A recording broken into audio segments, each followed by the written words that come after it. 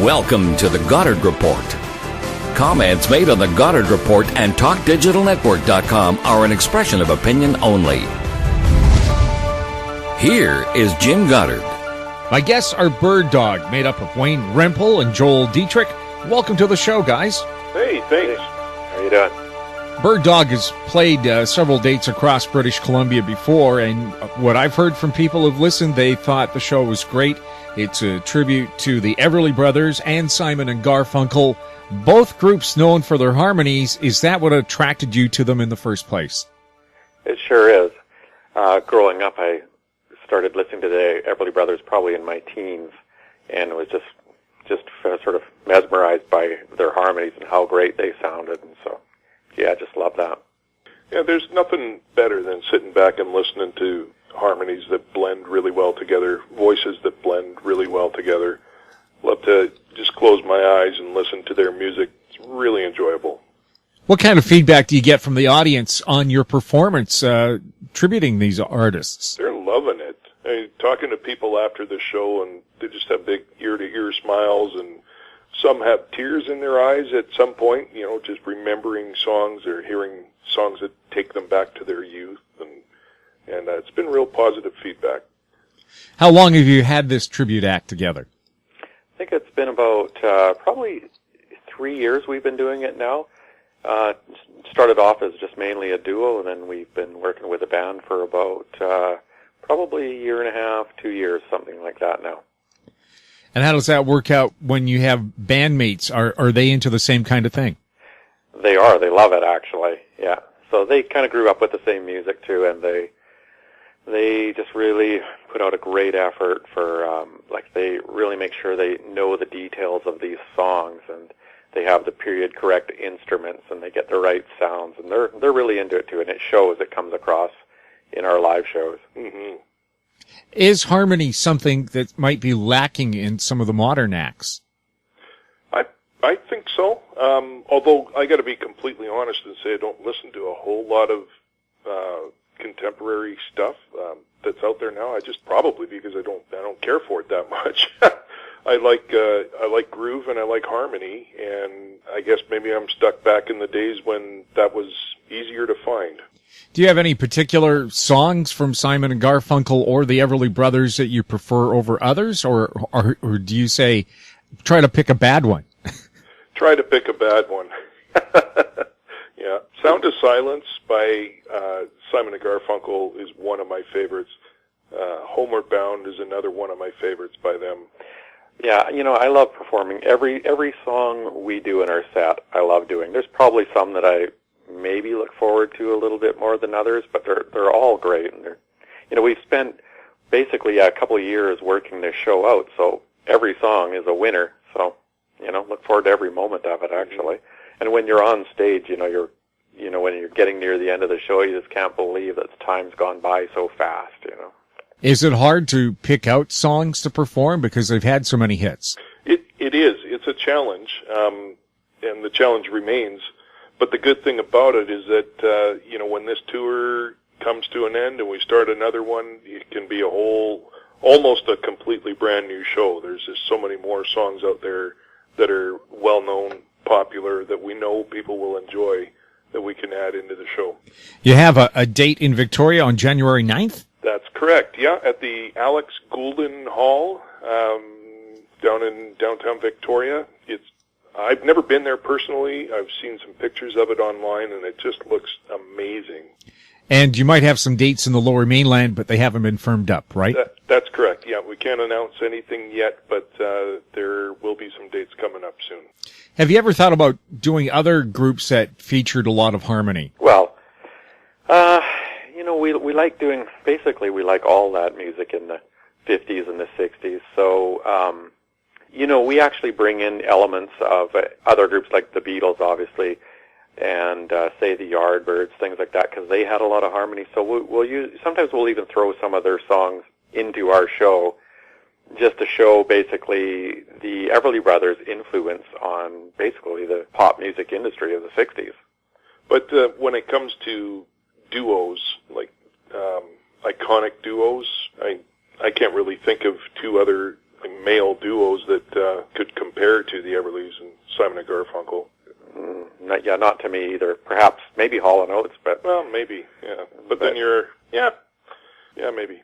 And I've read interviews where the Beatles said they were influenced by those harmonies as well. Yeah, they sure were. You can hear it in a lot of their songs. I would say Please Please Me would be a real big one. Sounds very similar to Kathy's Clown as well. There was a point when the Beatles were calling themselves the English Everly Brothers, so they were influenced. Yeah, and I can hear some of the guitar as well. Yeah. And I just remember, too, in Paul McCartney's song Uncle Albert, he mentions Phil and Don in the lyrics. Mm-hmm. Oh, yeah. That's right, yeah. Yeah, great trumpet. Yeah. I used to do the lip trumpet for it, but I'll spare our listeners that. Joel and Wayne, could you describe each other's personalities for us? Wayne, talk about Joel. Well, Joel's awesome on stage. He's really quick-witted. And, of course, he's a great singer and everything else. But, sometimes I stand back and I'm watching him, listening to him and stuff. And when he's addressing the audience, it's a blast listening to him. I never know what he's going to come out with, but he's just funny. He's just a really good communicator with the audience. So. That impromptu part of the performance, is that a big part of it? It is. And he's quick-witted, so he's good at it. And Joel, what about Wayne? Wayne is amazing. If it wasn't for Wayne, I wouldn't be involved in this project at all. His guitar playing, I love to close my eyes and listen to his playing. And his singing, his harmony, it's so much fun working with this guy. He's solid, he's even-tempered, he keeps me grounded. I couldn't ask for a better partner on stage. Joel, what's your musical background? When I was a kid, I started taking piano lessons. My mom actually taught me. My grandfather taught me ukulele. My dad taught me a little bit of guitar, and so I grew up in a pretty musical family. Did you perform in other bands? Yeah, actually, in high school we had a couple of bands that, they were high school bands. And actually, in my adult years here, I've played with Wayne in several different ensembles. And our bass player that we're using is his name is Steve. I've played with him in several different bands over the years as well. Just jazz and big band era standard stuff and rock and roll stuff and country and all kinds of different things. Wayne, about your background? Well, my mom and dad listened to lots of country music around the house. I remember growing up, and then so I liked that. And then when I was going to high school, I learned how to play guitar from my music teacher, Marty Summers. And it was about probably 1972. I saw the movie Help on TV, and that's what really got me hooked on music. And that's when I thought, I want to learn how to play guitar. I just love the sound of that electric guitar and the song Help. And so from that point there, I was in several bands, one with my brother, and then with Joel, and several bands with Joel. We played in some other tribute bands like Elvis Presley, backing up Elvis Presley's and things like that, yeah. We'll have more with Byrd Dawg, Wade Rempel, and Joel Dietrich right after the break.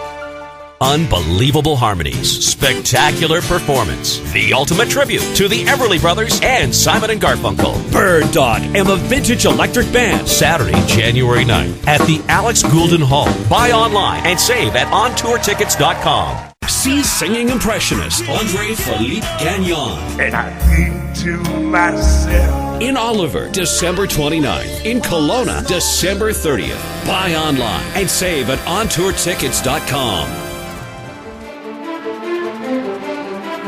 In Goddard we trust.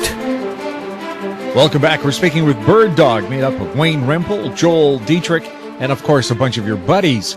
How long has the group Byrd Dawg been together?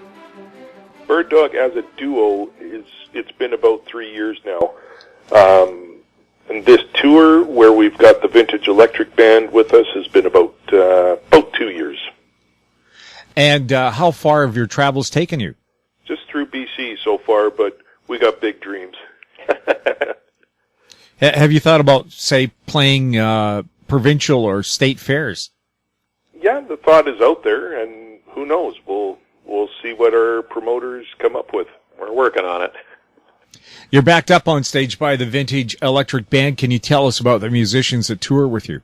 Yeah, you bet. We've got an electric guitar player by the name of Gord Davies. He's been around the Lower Mainland playing.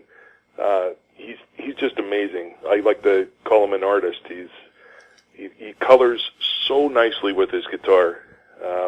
We've got a drummer named Sean Lang. He's from the Abbotsford area. He's a drum teacher. He's won awards for his drumming. Just a young guy, but he's amazingly talented. Our bass player, his name is Steve, and as I mentioned before, Steve and Wayne and I have played in so many different bands together. It's great to have him. He lays down a fantastic groove. And our keyboard player for Victoria is a guy named Dave. He's a music teacher as well, and he's just extremely talented, and he's so excited to be part of this. Oh, yeah. You look over at him, he's got this big grin on, Cheshire Cat grin on his face. Yeah. Right. You say Gord Davies plays a mean lead guitar. How much importance is that for your band?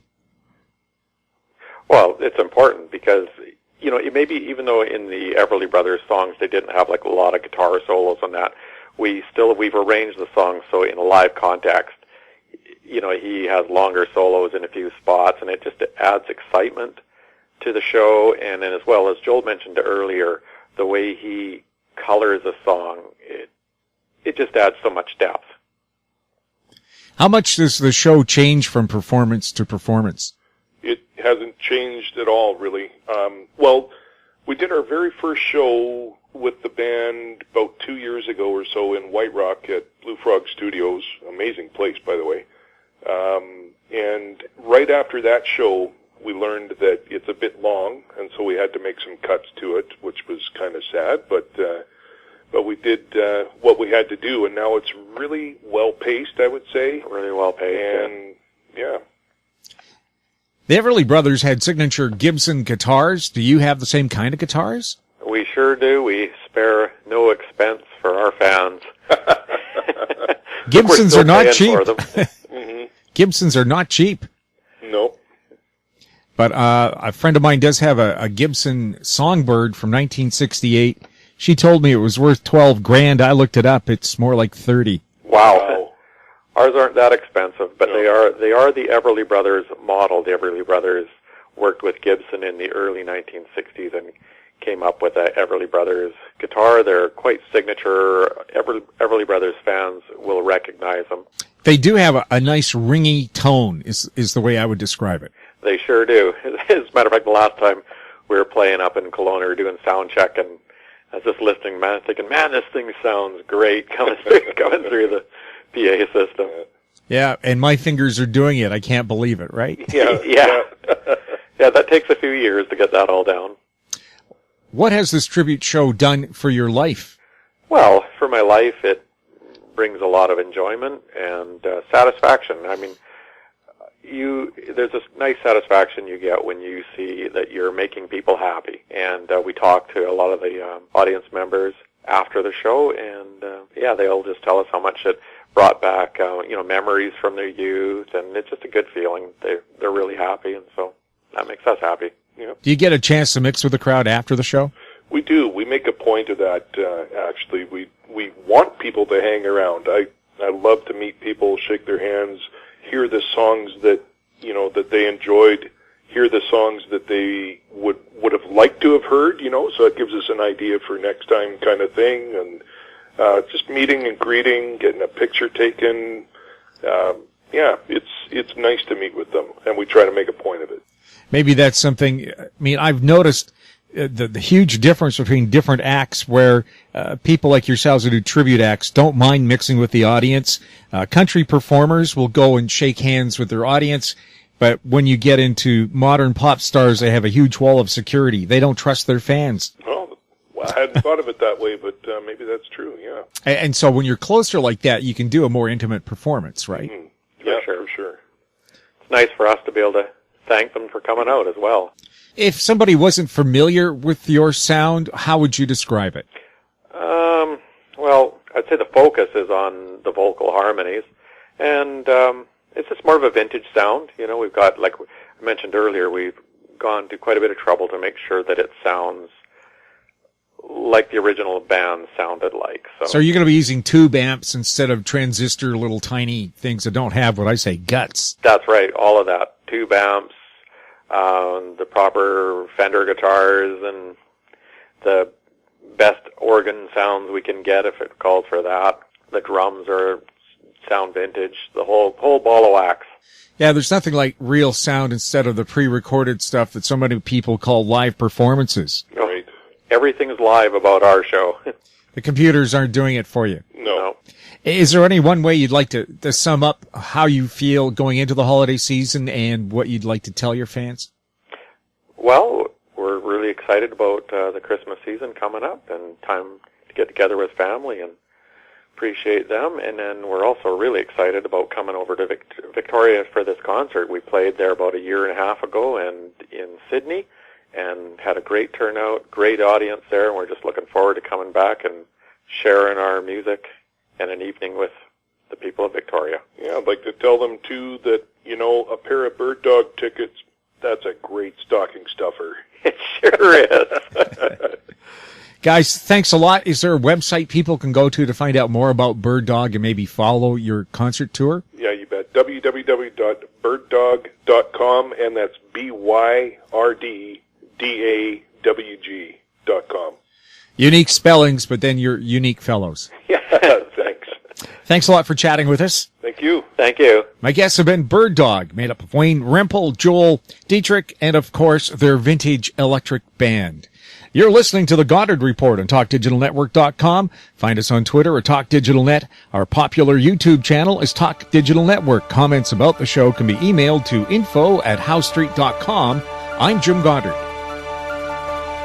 Unbelievable harmonies, spectacular performance, the ultimate tribute to the Everly Brothers and Simon and Garfunkel. Byrd Dawg and the Vintage Electric Band, Saturday, January 9th at the Alex Goulden Hall. Buy online and save at ontourtickets.com.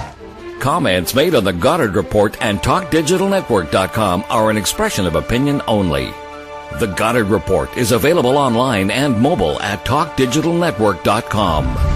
The Goddard Report is a production of Howe Street Media Incorporated.